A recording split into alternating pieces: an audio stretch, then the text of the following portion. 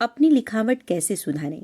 ये प्रश्न आप सभी विद्यार्थियों के मन में बहुत ज़्यादा आ रहा होगा, क्योंकि अगर आप एक परीक्षार्थी हैं और किसी परीक्षा में बैठते हैं, मान लीजिए आप बोर्ड परीक्षा में अपनी परीक्षा देने के लिए बैठे, आपने सभी प्रश्नों का अच्छी प्रकार से उत्तर तैयार कर लिया है, सभी प्रश्नों के उत्तर देने में आप पूरी तरह से सक्षम हैं, आप सभी प्रश्नों के उत्तर सही मात्रा के साथ लिख सकते हैं, परंतु अगर आपकी लिखावट अच्छी नहीं होगी तो हो सकता है कि आपके परीक्षक पर आपका अच्छा प्रभाव न पड़े, क्योंकि लिखावट जो होती है वह किसी भी लेखनी को पूरी तरह से आकर्षित बना देती है। किसी भी रचना को या कोई भी प्रश्न के उत्तर आप देखते हैं तो लिखावट जो आपकी सुंदर होगी तो पहला इंप्रेशन जो होगा परीक्षक पर वो आपका पड़ जाएगा।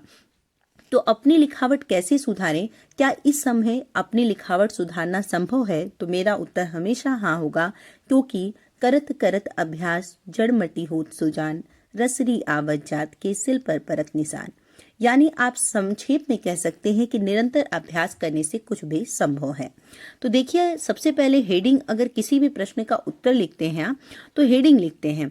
अब जैसे हमने दोहा लिखा स्केच पेन का प्रयोग करके, फिर हमने पेन का प्रयोग करके दोहा लिखा, तो देखिए जो स्केच पेन का प्रयोग किया गया वह पेन की अपेक्षा बेहतर लगा, क्योंकि हेडिंग जो होता है वो बोल्ड तरीके से आप लिखते हैं, बोल्ड लेटर में लिखते हैं, तो वो ज़्यादा अच्छा लगता है, ज़्यादा अट्रैक्टिव होता है, ज़्यादा आकर्षित होता है और ज़्यादा आपके परीक्षक पर प्रभाव छोड़ने में सक्षम होता है।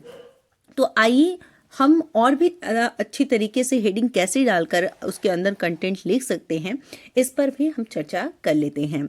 देखिए, सबसे पहले आपको एक स्केच की आवश्यकता है और दूसरा आपको आवश्यकता है एक ब्लेड की।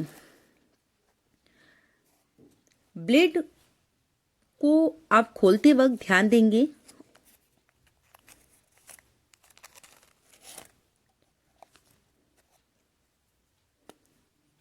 स्केच। अब हम जब स्केच को हल्का सा कट करें,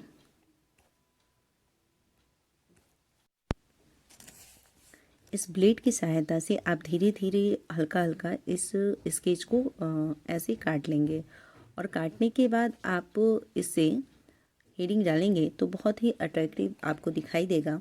देखिए किस प्रकार से, जैसे आपको अगर लिखना है दोहा तो आप किस तरह से लिख सकते हैं,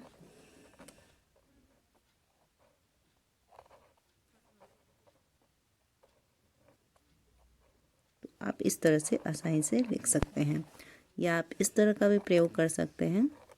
थोड़ा सा अगर आप दबा कर लिखेंगे तो और सुंदर आपकी राइटिंग बनेगी। जहाँ आप चाहें थोड़ा सा दबाव दे सकते हैं, अन्यथा आप ऐसे ही छोड़ सकते हैं। तो ये देखिए बहुत ही अट्रैक्टिव तरीके से आपकी जो हेडिंग वाली प्रक्रिया है वो पूरी हो जाएगी। आप अगर इसी के बीच में एक और कट लगा देते हैं तो देखिए इस प्रकार की आपकी राइटिंग बनेगी।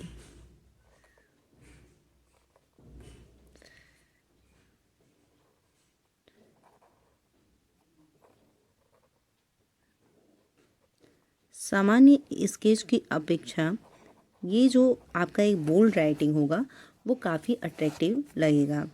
चाहे आप कुछ भी लिख लीजिए, जैसे कमल, अगर आपको लिखना है कमल तो आप इस प्रकार से इसका प्रयोग कर सकते हैं। कलम,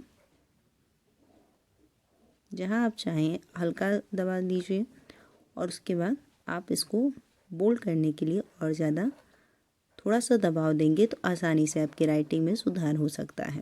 तो इस तरह अगर हेडिंग लिखते हैं तो आपका परफेक्ट माना जाएगा। तो आज के लिए इतना ही। फिर से जुड़ेंगे हम कि आपकी राइटिंग स्किल और कैसे सुधारी जा सकती है और क्या क्या तरीके आप अपना सकते हैं इन सारी चीज़ों को बताने के लिए। तब तक के लिए धन्यवाद। जय हिंद, महादेव। घर रहिए, सुरक्षित रहिए। अगर आपको हमारा प्रयास अच्छा लगता है तो कृपया आप हमारे चैनल को सब्सक्राइब कर लीजिए। धन्यवाद।